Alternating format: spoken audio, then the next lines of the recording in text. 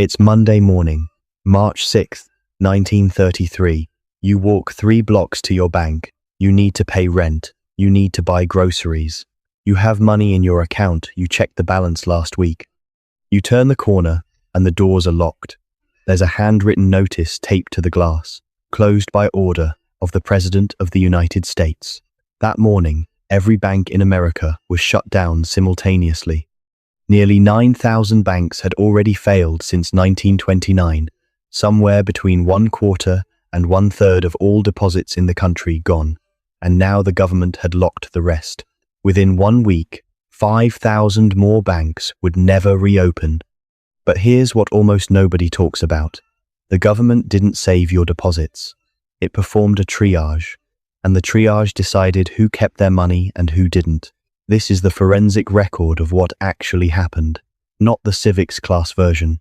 The documented version, who it protected, how the mechanism worked, and why the same sequence has played out again in Cyprus, Lebanon, Greece, and 90 years, almost to the exact day, in the United States, in March of 2023.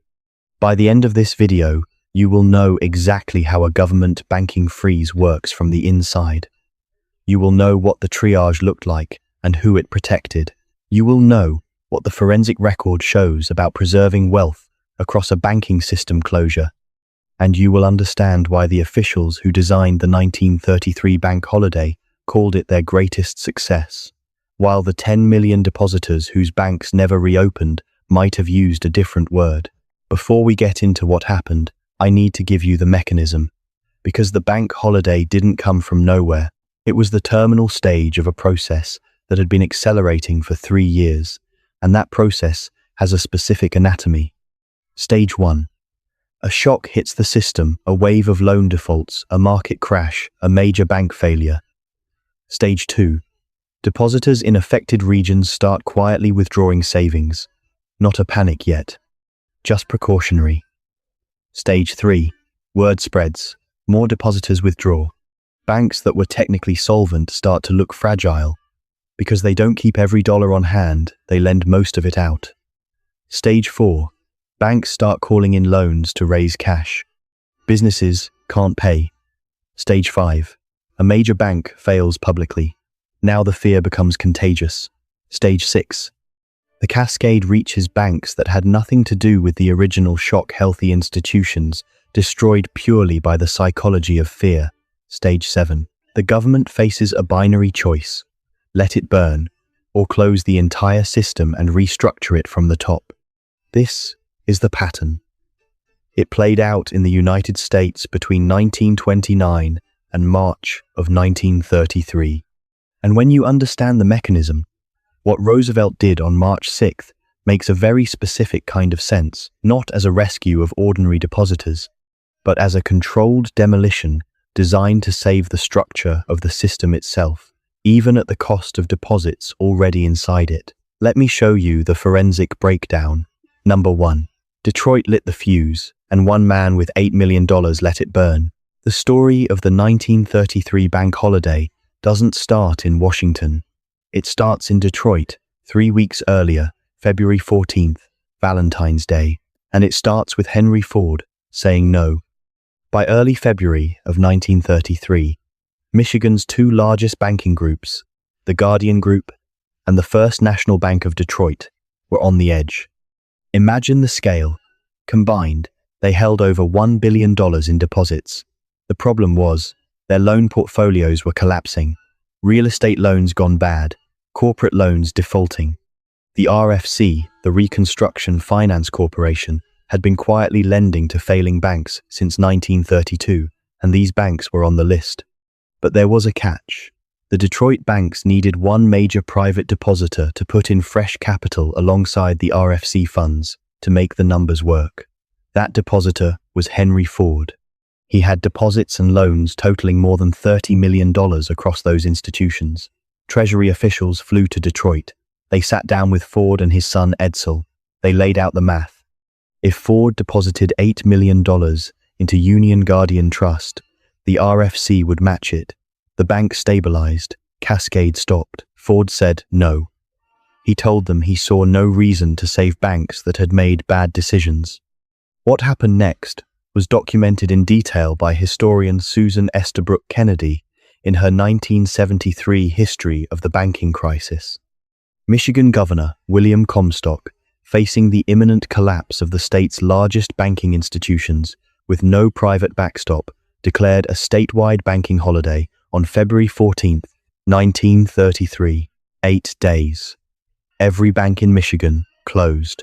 The news spread overnight. Indiana followed, then Maryland, then Ohio began restricting withdrawals. State by state, the cascade moved east. It moved fast because every bank president in every state was watching Michigan and asking the same question: are my depositors about to do the same thing? And the answer was yes, because the question itself was enough to make it true. Here's the number that needs to land. In the 2 weeks between February 1st and March 4th, Americans withdrew over $1.5 billion in gold and gold certificates from Federal Reserve member banks. Not because those banks were failing, because people were watching other banks fail and were not willing to wait to find out which ones were next. By Inauguration Day, March 4, 38 states had either closed their banks entirely or severely restricted withdrawals.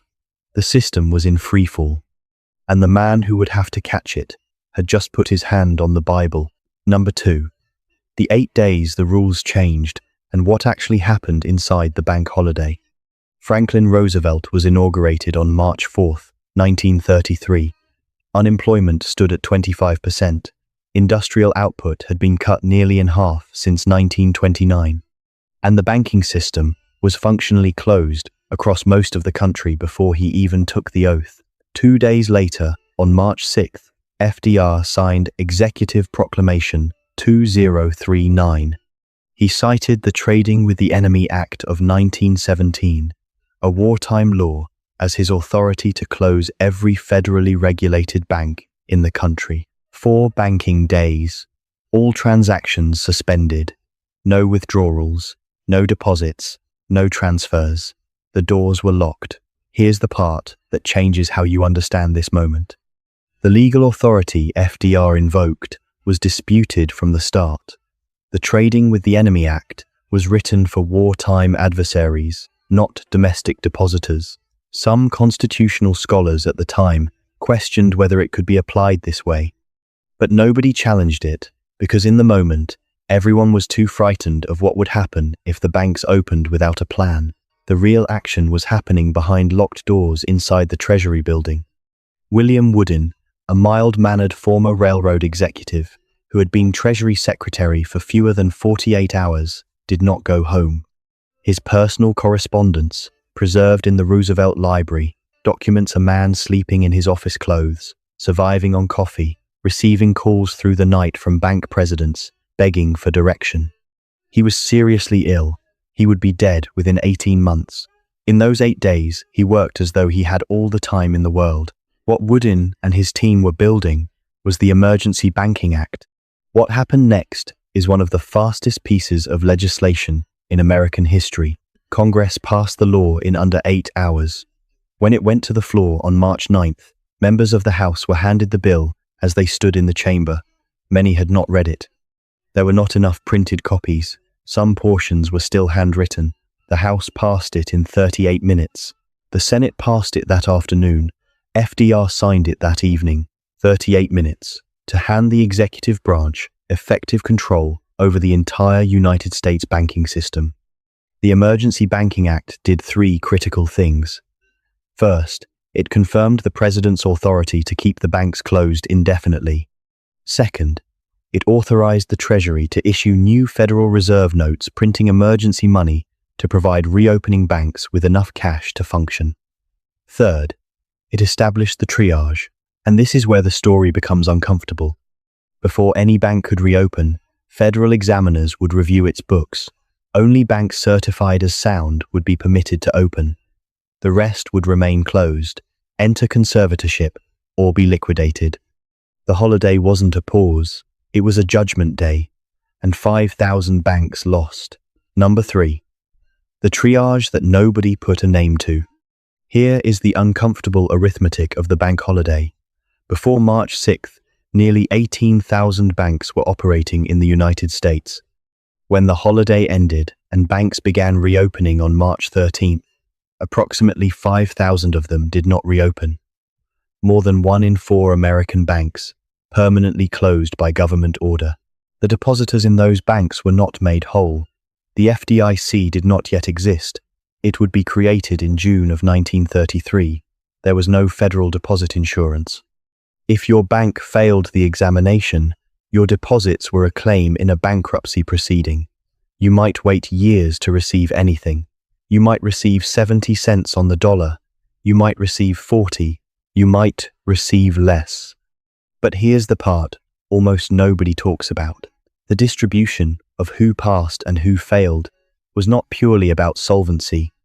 It was also about which banks had existing RFC lending relationships, which banks held enough government bonds to qualify for the new emergency lending facilities, and which banks were large enough to matter to the system as a whole. Small, rural banks serving farmers and small-town depositors across states already destroyed by years of agricultural collapse were disproportionately in the group that never reopened. Stay with me on this, because this is where theory meets ground truth. Mariner Eccles had walked into the Senate Finance Committee just weeks before the bank holiday and told them something remarkable. The Utah banker, who had survived the early crisis years by acting decisively while others froze, testified in February of 1933 that the banking system was not suffering from individual bad actors, isolated failures. It was suffering from structural collapse that no private actor could fix. Only direct government intervention could stop the deflationary spiral. He was right. FDR remembered the testimony. Eccles was appointed chairman of the Federal Reserve Board of Governors in 1934, but in March of 1933, the triage that was actually performed prioritized large banks, connected banks, and banks that held the most government bonds. The depositors at those institutions were protected.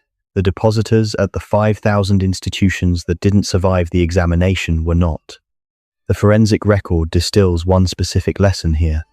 When a government freezes a banking system, it performs triage.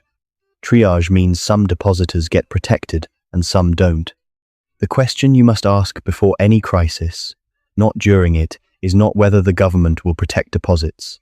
The question is which deposits. The documented answer depends on the size of the institution, its systemic importance, and the political architecture of the moment. Number 4. The speech that put $1 billion back into the banks. Here's the kicker. The most powerful financial instrument deployed during the bank holiday was not a law. It was not an RFC loan. It was a radio broadcast that lasted less than 14 minutes. On Sunday evening, March 12, 1933, Franklin Roosevelt sat in front of a microphone in the diplomatic reception room of the White House, the first fireside chat. A broadcast that reached an estimated 60 million Americans, half the country, sitting in their living rooms, around their radios, in the dark, listening to the president explain the banking system in plain English. He said, "I want to talk for a few minutes with the people of the United States about banking. Not to Congress, not to bankers, not to financial professionals, to people." He explained why banks don't keep every dollar in a vault. He walked through the triage process that only sound banks would reopen, that the government had examined the books and certified what was safe. And then he delivered the line that the Federal Reserve Bank of St. Louis has cited in its historical analyses as among the most consequential sentences in 20th century monetary history. He told Americans it was safer to keep their money in a reopened bank than under their mattresses. The next morning, March 13th, banks began reopening on a rolling schedule across the Federal Reserve's 12 districts. And people did not arrive to withdraw. They arrived to deposit. Money that had been hidden in coffee cans, rolled into socks, stuffed inside walls, it came back. Within 2 weeks of reopening, over $1 billion in previously hoarded currency and gold flowed back into the banking system. The stock market reopened on March 15th. The Dow Jones rose 15.34% in a single session, the largest single-day gain in NYSE history at the time. What FDR had understood, and what Woodin had understood, while surviving on no sleep for 8 consecutive nights, was that a banking crisis is not fundamentally a financial problem. It is a psychological one. The money was never gone. The productive capacity was never destroyed. What had collapsed was the belief that the system was safe, and belief, it turns out, can be restored by one man with a radio voice and 14 minutes of plain English. But the forensic record requires this caveat, and this is where the story becomes uncomfortable again. Of the nearly 18,000 banks operating before March 6th, 5,000 never reopened. Their depositors' belief was not restored by that speech. The broadcast was for the 12,000 banks that survived the triage to bring their depositors back and prove the structure was sound. For the people it reached, it worked.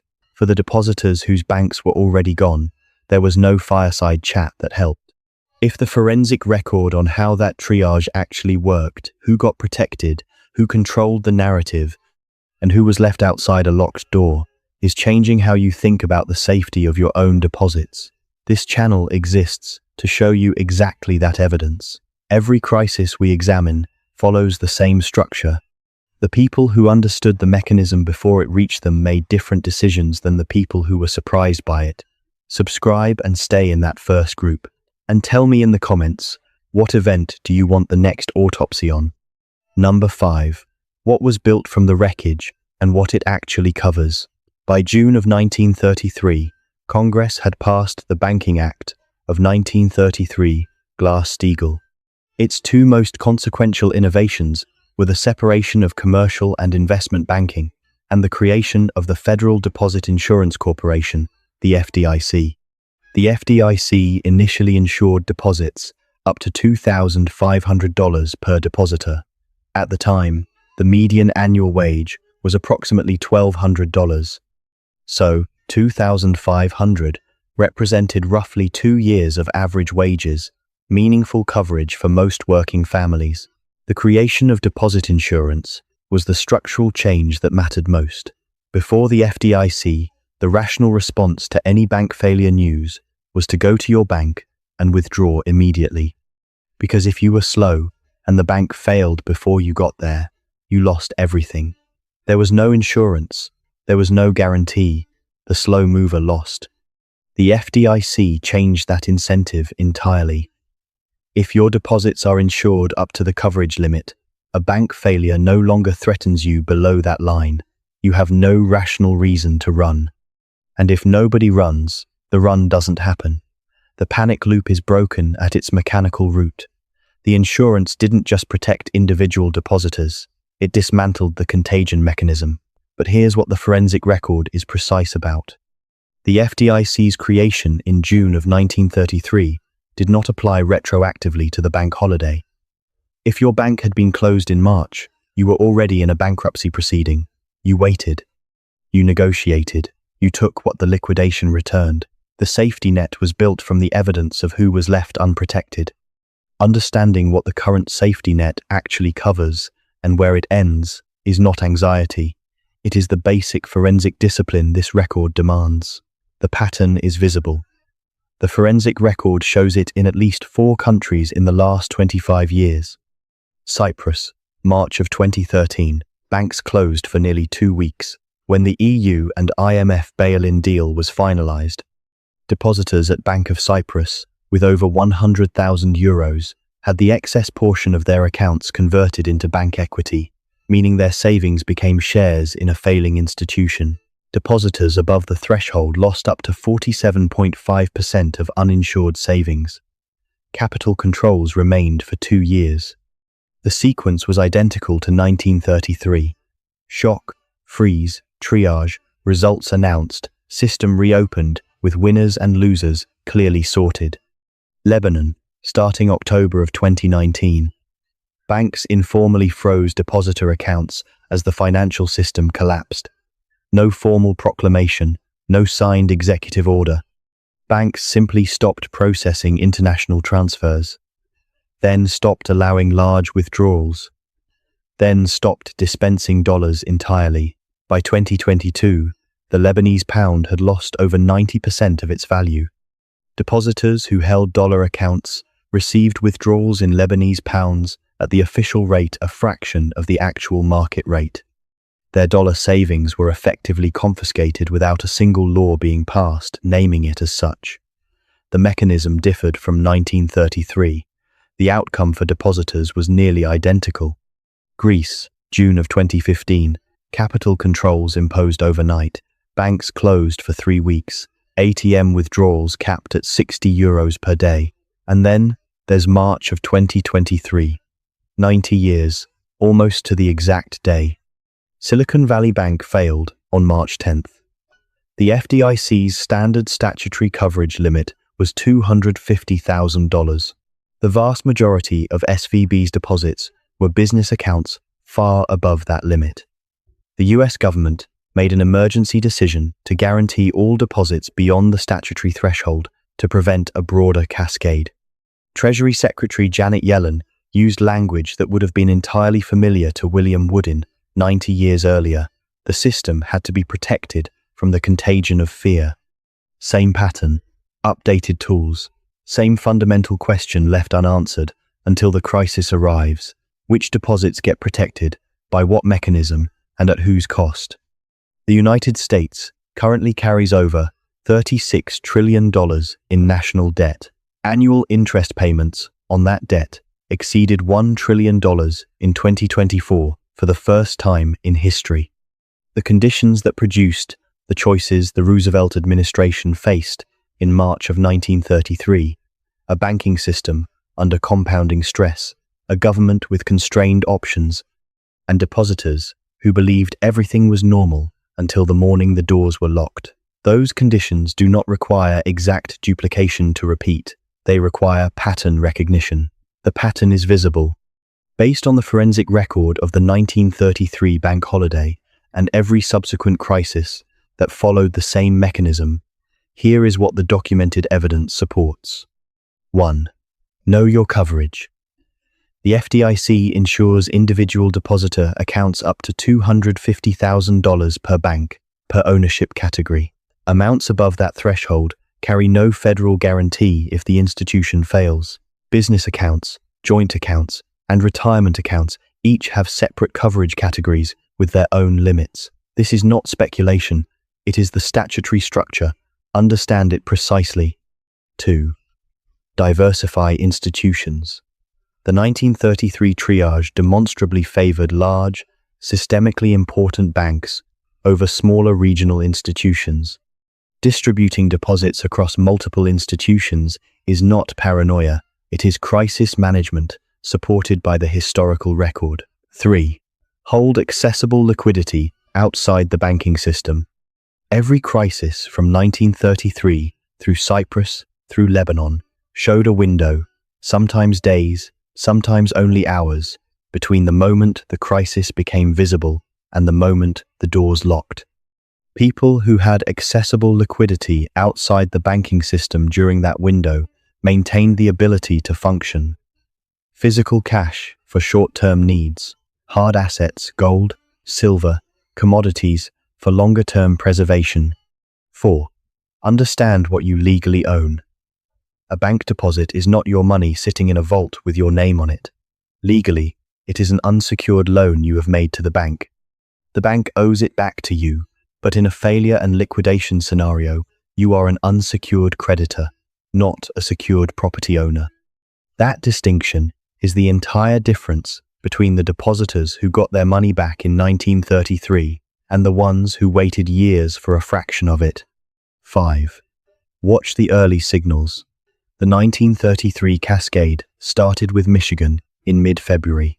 People paying close attention had approximately 3 weeks before the national holiday. The signals were visible during that window. State banking holidays spreading, withdrawal acceleration reported in newspaper headlines, specific bank closures making front pages. The pattern does not announce itself as a crisis. It announces itself as news, which most people read and then set aside. The next question several of you will have after this is specific. What actually happened with Executive Order 6102, the gold confiscation order that came 30 days after the bank holiday. That order has its own forensic record. Specific names, specific prosecutions, specific documented outcomes for the people who complied and the people who didn't. The evidence on that event is detailed, surprising, and directly relevant to how you think about holding assets outside the banking system right now. Subscribe so you don't miss it. We started this video on a Monday morning in March of 1933. A person turning a corner, finding locked doors, a handwritten notice on the glass. Your money is in there. You cannot touch it. You have no idea when you'll be able to. That person was not unusual. They were not careless. They were not financially reckless. They trusted a system that had been operating normally right up until the morning it wasn't. What the forensic record shows across 1933 and Cyprus and Lebanon and Silicon Valley Bank is that the difference between that person and the people who came through the same moment intact was not luck. It was pattern recognition, exercised before the pattern reached them. The documented record is your advantage. Use it.